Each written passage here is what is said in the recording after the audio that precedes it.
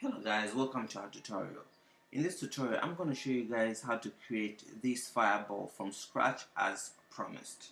Now, I have this idea of creating a project-based tutorial from start to finish that will connect everything we have learned into one big project. However, I'm going to need audience that will be looking forward to this every Mondays, Wednesdays, and Fridays. So if you're part of that audience, make sure you like and comment on this video. That way I know the numbers. That way I know whether it's worth creating this project-based tutorial. Okay, so I'm gonna close this and go ahead with my tutorial. This I've got a scene here you can download. Find the link in the description below, or you can make your own. It's up to you. It's pretty much it's pretty basic. All I have is this fireball. I've connected it to an emitter. Okay, but yeah, it's pretty basic. Otherwise, I can easily create another one. Okay, I can easily create another one. I'll delete this. I'll delete that. Create another one. Straightforward.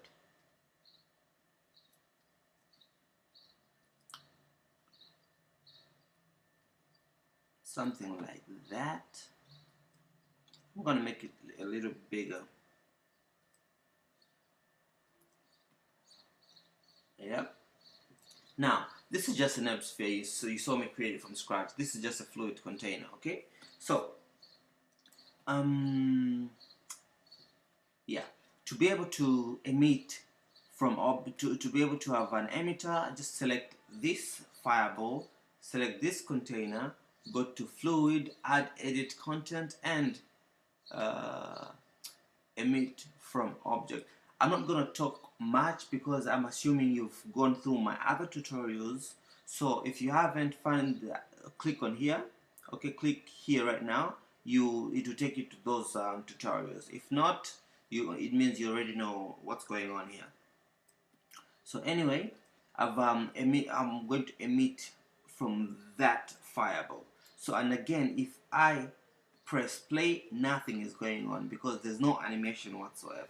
I'm gonna go back to 1. So the first frame will be somewhere around,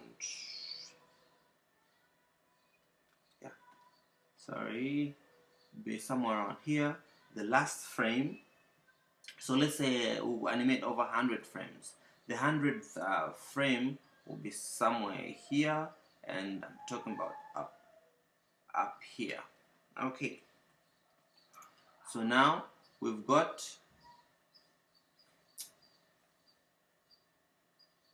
I thought it was auto key, it was on auto key, but anyway, press S to make that keyframe. Go back to this point, and this will be frame number 1. Okay, frame number 1, I want this fireball to be right about there, and press S. So now we've got this animation. Okay, we've got that pretty animation. So you can see the trails, right? I know you can because I can. Nice. Okay, let's just turn this grid off for a bit so you can see the trails. So which means we're getting somewhere. Now let's go and do some connections here. If I select on the fluid emitter, okay, if I select the fluid emitter and just fix a few basic attributes, okay, just nothing major. So fluid emitter, let's go to our basic attributes and emitter type. Let's make this omni or only, whatever however you're gonna pronounce that. And let's see, only rate percent 100, yes, cycle emission, let's take that to none. Okay, and that's all we're gonna do with the fluid emitter. remember there's the nibs, sphere, and the fluid emitter connected to that. So emitter type omni, cycle emission none. That's fine. So now let's jump. Let me just go down. Fluid attributes, we leave that to default. Fluid emission turbulence, leave that to default. Fluid speed attribute, leave that to default. Volume emitter attributes, normalize drop off. That's it. Okay, so we're done with this emitter. So let's go to our fluid container. Our fluid container, look at the sizes. I've put up the size to 10, 5, and 3, and the resolution I've ramped it up to 150, 75, and 45. Okay, I can even put this to 80. You can put this to 80. Why not? And 50. Why not? I don't see why not. So 150, 80, 50. That's the resolution. The size about 10, 5, and 3, and that's the actual size that you're seeing right here. Boundary X, okay? Boundary X, set that to none, none, and none. Content method. What we want to do is we want to see the density, we want to have some velocity, and we want to have some temperature. Temperature to dynamic grid. So dynamic simulation, we're gonna take high detail solver to all grids. Okay, this is the stuff that you've learned from my tutorials way back. Okay, so if you don't know what I'm doing, click somewhere. You click somewhere here to take you to take you there. Content method. So let's see, dynamic simulation, yeah, all good. Liquids all good. Auto resize, everything to default, everything to default. Content method. So in the content method, turn the density buoyancy to 0.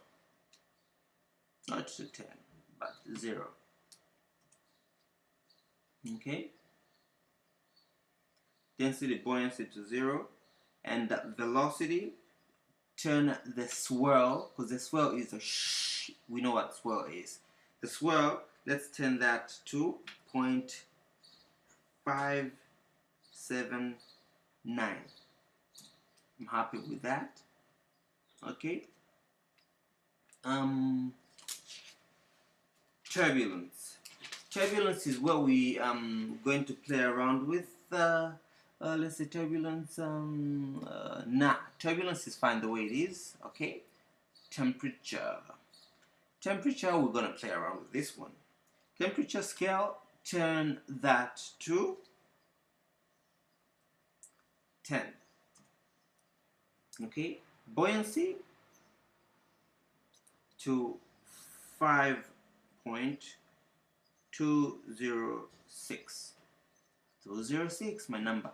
Pressure, leave that to default. Threshold dissipation, leave that to 0.347. These are numbers that I've tried out and found success in them. So you can try what you can try. Try whatever you want to try.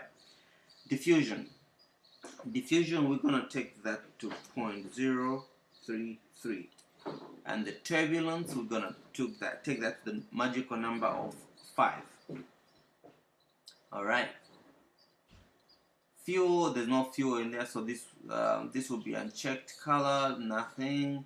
Grid cache, nothing. Surface, all this to default. It's just an easy tutorial, guys. Environment, nothing. Shading, we're gonna leave this to RGB values will be 0.01. Okay, 0.01, 0.01,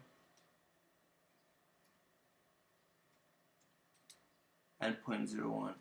Everything will be 0.01. Okay.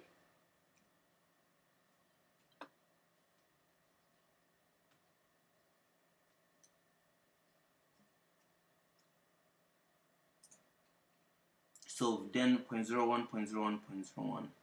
So that's the color we end up having. All right, and the color swatch. Again, with RGB values, we're gonna make them 0.359. Okay, 0.359, 0.359, 0.359.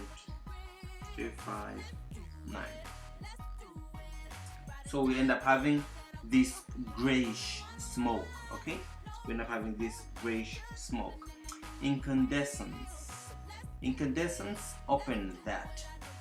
Okay, open that. We're gonna make this color swatch. We're gonna bring it to, look at these values here. Okay, if it helps. That looks about right.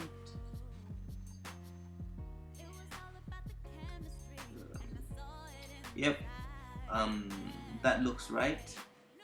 I'm going to have another swatch right about.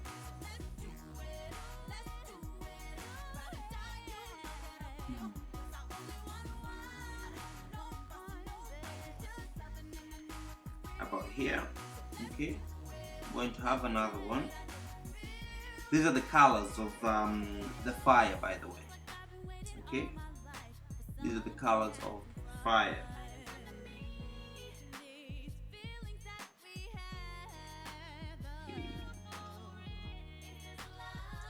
And that one there. So we've got 1, 2, 3, 4 color swatches. All right, I'm gonna close this. I'm happy with that. Input bias for the fire is going to be 0.207. Okay, opacity,